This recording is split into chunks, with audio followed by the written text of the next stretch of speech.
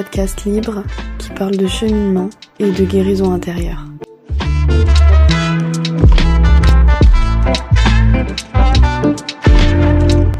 Je suis Clara, thérapeute holistique de métier. Je consulte, accompagne et partage des savoirs anciens aux femmes et aux hommes qui sont dans le besoin.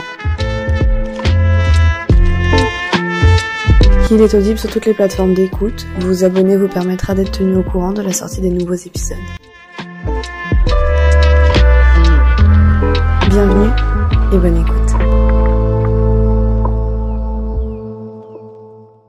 Aujourd'hui, je vous fais un épisode Instant Thérapie, donc le 3e depuis que Heal existe. Il se trouve que j'ai envie de vous parler de pleine conscience. Donc la pleine conscience associe pas mal de choses, du coup j'avais envie de vous expliquer un petit peu de quoi il en est, et surtout quels sont les avantages de faire de la pleine conscience. Voilà, donc si c'est un sujet qui vous intéresse, je vous invite à écouter évidemment la suite de cet épisode. Si c'est vraiment quelque chose qui vous répulse, surtout ne vous forcez pas, et moi je vous retrouve dans tous les cas mercredi prochain pour un nouvel épisode. Merci et bonne écoute. La pleine conscience. Qu'est-ce que ça veut dire et pourquoi on parle de pleine conscience?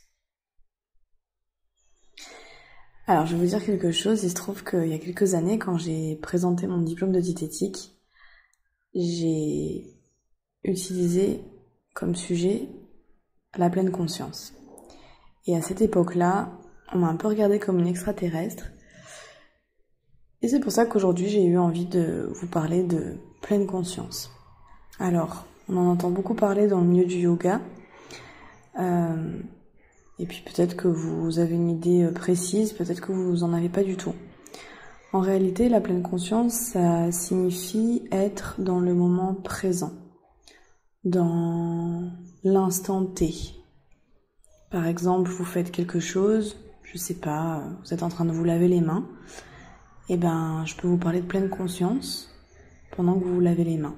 C'est-à-dire, vous êtes dans l'instant présent et dans uniquement l'instant présent, c'est vous laver les mains. On peut aussi associer ça à un état méditatif. L'état méditatif est quelque chose qui nous ramène à l'instant présent. On ne fait rien d'autre que d'être là. Alors, on peut focus sur sa respiration. Évidemment, il y a un tas de méditation, de visualisation, etc. Mais la pure méditation, c'est être là avec le moment présent, rien d'autre. Ne pas avoir notre esprit qui part dans le passé, dans le futur, dans la projection, dans la visualisation, dans l'imagination. Non, simplement là, avec soi-même.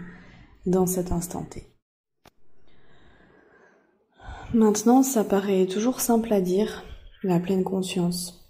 En Inde, par exemple, on interdit de discuter pendant qu'ils mangent. Chose qui peut se faire parfois en France, mais en réalité, pour nous, en France, sur le point de vue culturel, disons, les moments de repas sont des moments d'échange, des moments de discussion. Et c'est parfois difficile d'être du coup dans la pleine conscience lorsqu'on mange. En Inde, par exemple, vous faites une retraite de yoga, on va souvent pratiquer le silence pendant que l'on mange. Donc, c'est-à-dire que on ne fait uniquement que manger. On peut être 18 à table, mais l'idée c'est vraiment de ne pas parler et d'être concentré sur ce qu'on est en train de faire et sur ce qu'on est en train d'ingérer. De manière scientifique, il est prouvé que de manger dans le silence, en faisant silence, ça a un véritable impact positif sur la digestion. Alors, c'est vrai que quand je fais des accompagnements, il m'arrive de dire à certaines personnes, selon les maux digestifs dont vous souffrez, mais notamment par exemple pour les histoires de ballonnement, mais même des problèmes de digestion de manière générale, je demande aux personnes, pendant que je les accompagne, d'essayer de ne pas parler pendant leur repas. de parler avant, après, sans problème, mais pendant qu'elles sont en train de manger, essayer d'expliquer à l'entourage voilà, là maintenant, je prends le temps de manger, maintenant je pourrais répondre à tes questions après que j'ai terminé mon assiette, mais là j'ai besoin d'être dans ce que je fais maintenant, et donc de venir dans cet état de pleine conscience. Alors, effectivement, ça c'est la première étape, essayer de ne pas parler pendant qu'on mange par exemple, ou pendant qu'on fait une action, le ménage, pendant qu'on est en train de peindre, pendant qu'on est en train de taper sur l'ordinateur. On parle aussi de concentration, quand on parle de pleine conscience, ça peut aussi s'affilier à l'état de concentration, mais la pleine conscience, voilà, demande vraiment un espèce de lâcher prise sur ce qui est autour de nous, et sur les tensions et les histoires qu'on peut se raconter aussi mentalement, pour vraiment être dans une seule chose à la fois, et pour amener un état de sérénité et d'alignement avec ce qu'on est en train de faire là maintenant.